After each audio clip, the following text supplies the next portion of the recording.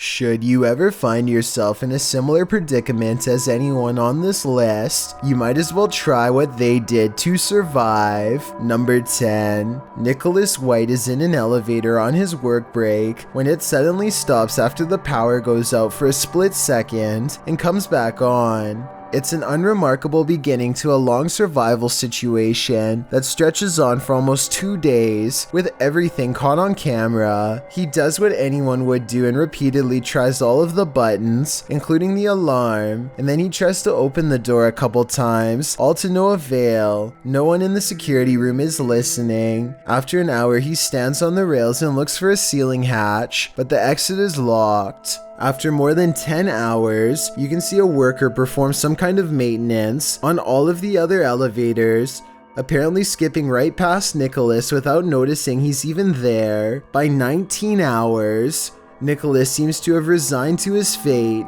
He tries to keep from going crazy by reading the fine print to what he says later on was a sports game ticket. After 40 hours, he has degraded into a vegetative state and mostly lies on the floor or leans against the wall. 1 hour after that, he is finally able to talk to somebody over the intercom, and they give him a special code to press that gets the elevator working again. His friends and a security guard are waiting for him on the other side. Understandably, after spending almost the full weekend in this cube, all he wanted was a cold drink and probably a new job in a different building. Number 9. Kara and Nate of the YouTube channel by the same name hike Mount Yasur, an active volcano on the island of Tana. They cuddle around the crater like it's a romantic campfire, totally unaware that at least 3 people have sadly lost their lives here after making some terrible yet preventable mistakes. Mount Yasur releases sulfuric gases and other compounds into the air at random, and a cloud like this one could be the last thing you ever breathe. With that said, wearing masks in addition to their eyewear probably would have been a good idea. Luckily for them, a strong breeze blows the plume of darkness in the opposite direction, but not enough to keep from aggravating Kara's respiratory system, and the closest medical station is nowhere in sight. Kinda hard to breathe. Like, I feel like I can smell like the chemicals in the air. At the same time, volcanic rocks that they have reached all the way where she is standing. It's such a problem that there's even a daily rating system that measures, on a scale of 0 to 4, how likely they are to rain down. This is what an eruption looks like on a calmer day, and it's still a lot of activity in my opinion. Finally, these sandals were probably a poor choice because they don't offer much traction if she slips, and they certainly won't protect against flying chunks of hot rocks. All of these concerns aside, it looks like an awesome time. I'm glad they listened to the tour guide and avoided catastrophe. Number 8. Some friends are enjoying the beach in Malaysia when their parents grow concerned at the sight of something in the ocean. I assume they're shouting for them to come out of the water.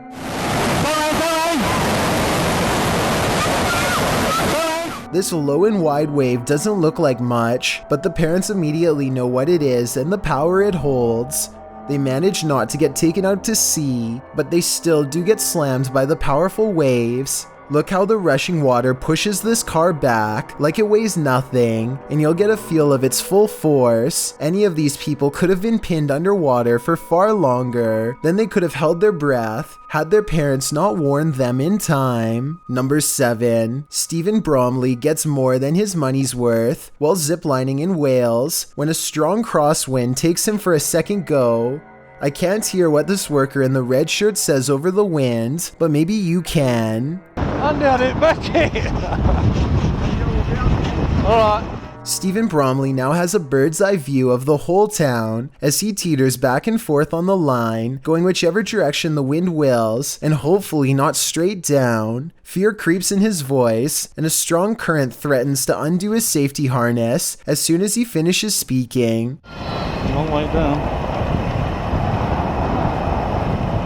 But Stephen does not struggle against his equipment, or scream helplessly, or cling to staff when they come out to rescue him. He is holding something in his hand that I assume is a special harness that he attaches to Stephen's line with a click. Come here often. You come here often.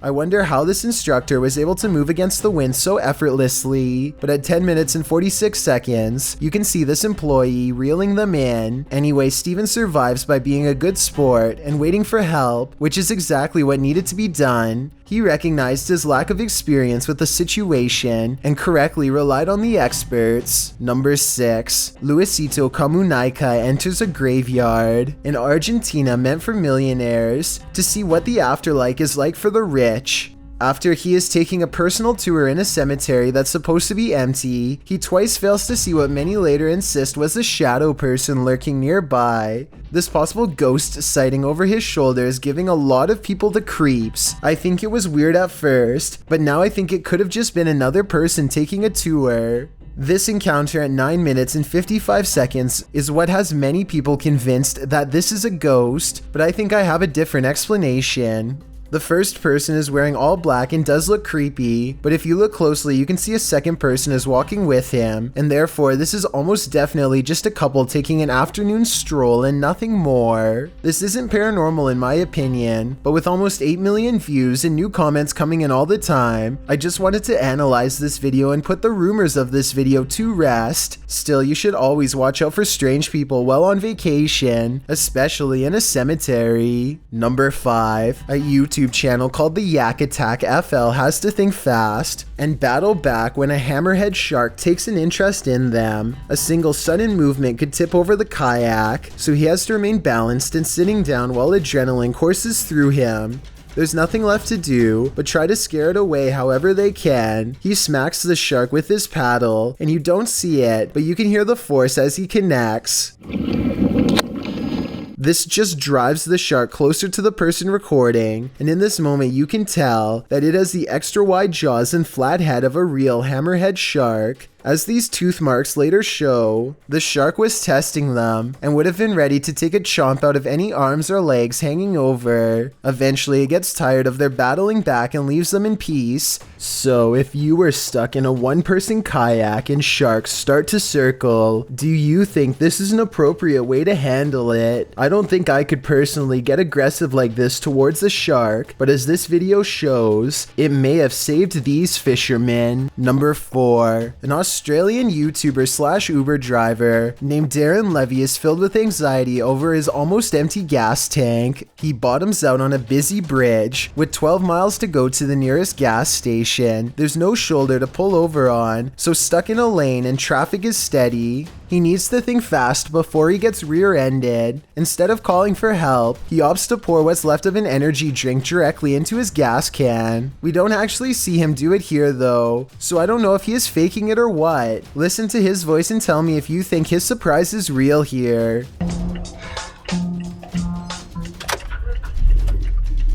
He sounds really calm, but I guess he might have been in mild surprise that it actually worked. Anyway, according to Darren, he was able to use this trick to get to the gas station in time. I was sure that this video was too crazy to be real and had to be a joke, but I found a different video where they pour an energy drink directly into the engine, as shown here, and then they're able to start up the car and accelerate for a little. To my surprise, and probably yours too, it does seem a little possible, even though it does damage the engine after a while.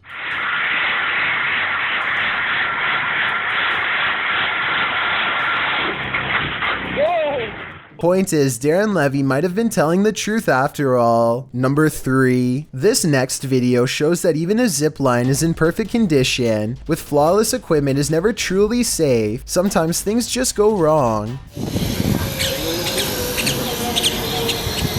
A giant gator pops up to try and snag this instructor out of the air. There is a decent amount of space between the two, but I'm sure it was plenty close enough if you asked her. And she definitely knows what waits for her should she ever make a future mistake and fall in. So I guess the final and most important lesson of ziplining over water is to always keep your legs up, because you never know what's lurking below the surface waiting to take a chomp. Number 2. A worker presses the garage door button on his way inside, but the door goes back up instead. I think the door returns to the open position as a built-in safety precaution whenever there's something wrong with the track, so if the garage door gets stuck, don't keep messing with the controls or else this could happen. Thankfully, the corner catches for a split second and gives him the few seconds he needs to avoid becoming a red stain. If it had dropped straight down, there would have been nothing for him to do. So basically, when the garage door at your job is giving you problems, always grab a supervisor, unless you want a chance of this happening to you. Before we get to number 1, my name is Chills, and if you're curious about what I look like in real life, then go to my Instagram at DylanIsChillinYT and tap that follow button to find out. Have you seen the number 15 music video yet? If not, you're definitely missing out. It's a proven fact that generosity makes you a happier person, so if you're generous enough to hit the subscribe button and the bell beside it, then thank you. This way, you'll be notified of the new videos I upload every Monday, Wednesday, Thursday, and Saturday. Number 1. These YouTubers are about to come face to face with a situation none of us would want to deal while out on the water.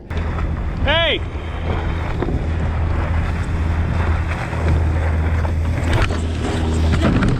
The boat would have practically cleaved him in half had he not paddled away at the last second, and as the other boat passes, you can see one person is facing the wrong way, and the other is absent-mindedly holding a fishing rod. Nobody is guiding the engine like they should have been. Everything is okay in the end, but like the YouTuber says, he wouldn't operate a car without looking where you're going, so you shouldn't drive a boat like that either. Let this be a lesson to look where you're going on the water, and if you're in a small paddle boat like he was, always be sure to look up when you hear an approaching engine.